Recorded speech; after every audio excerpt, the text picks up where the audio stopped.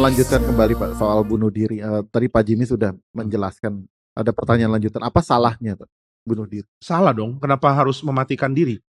Kita ini berjuang untuk hidup ya, dan ketika orang menyerah untuk berjuang itu berarti kesalahan. Nggak benar. Misalnya orang lomba lari, lalu dia berhenti di tengah.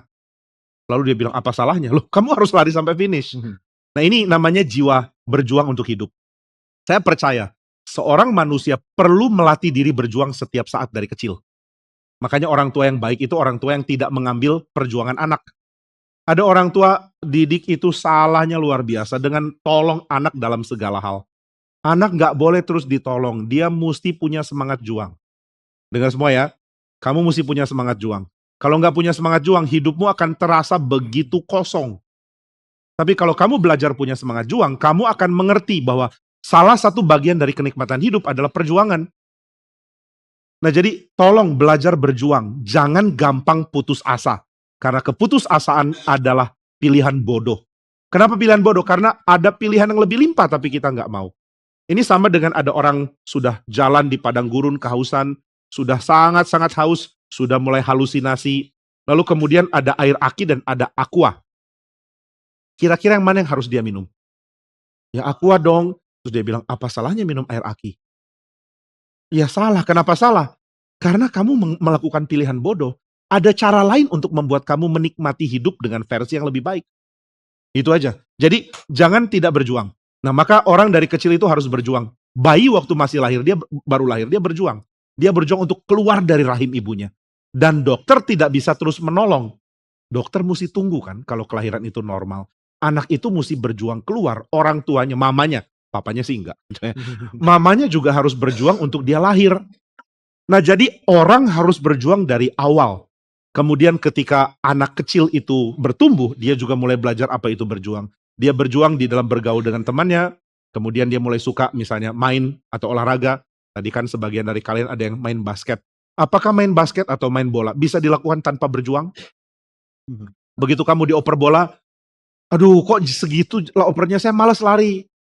Lalu panggil pembantu, Mbak, tolong bolanya kesiniin gitu kan. Enggak, kamu harus lari kejar bolanya dong. Nah ini melatih orang berjuang. Jadi cara yang paling paling limpah untuk kamu menikmati hidup adalah kamu selalu berikan sesuatu yang harus kamu kejar dengan berjuang, apapun itu. Ada yang mengatakan, saya mau berjuang untuk nilai yang lebih bagus, ya silakan kejar. Saya mau berjuang untuk makin mencintai Tuhan, silakan. Saya mau berjuang untuk makin bisa melayani Tuhan, silakan. Saya mau berjuang untuk nggak takut laba-laba, ya apapun itulah terserah, silakan. Saya mau berjuang untuk nggak takut ular. Nah kalau itu boleh ke rumah saya, nanti saya latih. Apapun itulah terserah. Intinya adalah manusia diharuskan, atau bukan cuma diharuskan, manusia akan menikmati hidup kalau dia mau berjuang. Nah di dalam Alkitab, Tuhan melatih orang Israel berjuang. Begitu dia lepas dari orang Israel dari Mesir, orang Israel mesti menyeberang padang gurun.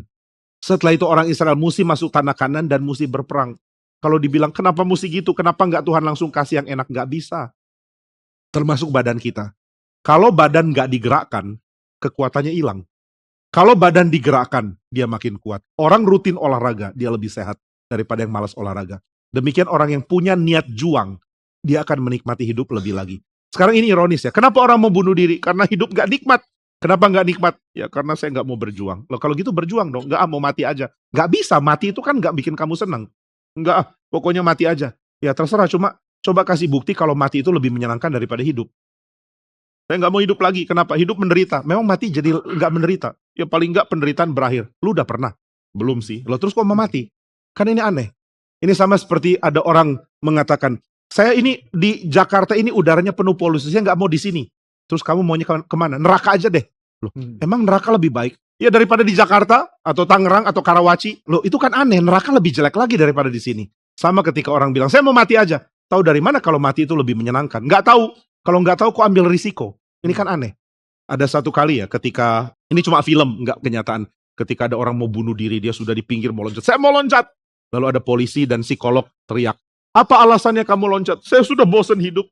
Lalu kenapa loncat? Supaya mati. Setelah mati kamu kemana? Nggak tahu. Asal jangan di sini. Loh, terus yang di sana apa? Nggak tahu. Apa yang kamu tunggu di sana? Nggak tahu. Kenapa mau tinggalkan di sini untuk pergi ke tempat yang misterius? Saya juga bingung. Kalau kamu bingung, coba turun dulu, kita pikir sama-sama. Oke, katanya gitu. Dia turun lalu pikir-pikir, psikolognya tanya, memang kamu mau kemana sih? Ini tentu cuma film, tapi saya pikir ada sesuatu yang menusuk kita ya, yang menyindir kita di dalam film itu. Orang yang mengatakan saya sudah bosan hidup, mau akhiri saja hidup, adalah orang yang nggak tahu apa yang akan terjadi setelah itu. Jangan-jangan lebih parah dan nggak ada turning back. Sudah jalan lebih parah dan nggak bisa balik. Kalau saya tidak mampu bertahan di dalam hidup, apalagi di dalam kematian. Jadi segala penderitaan dan kesulitan di dalam hidup akan eskalasi di dalam kematian. Loh kalau gitu, penderitaanku di bumi akan lebih eskalasi setelah saya mati. Exactly, iya. Ini yang Alkitab nyatakan ya. Kalau gitu gimana dong caranya supaya saya mengenyahkan segala pikiran mau mati? Belajar berjuang. Itu satu-satunya cara. Belajar mengalahkan apa yang kamu nggak mengalahkan dirimu. Belajar mengatakan tidak kepada dirimu. Kadang-kadang orang yang dibentuk di dalam cara pembentukan yang salah, mesti keras kepada diri dengan mengatakan, saya mau coba lakukan hal yang benar meskipun diri saya nggak setuju. Meskipun diri saya nggak cocok di situ. Nah ini yang membuat kita bisa makin kuat untuk bisa menikmati hidup di dalam pimpinan Tuhan.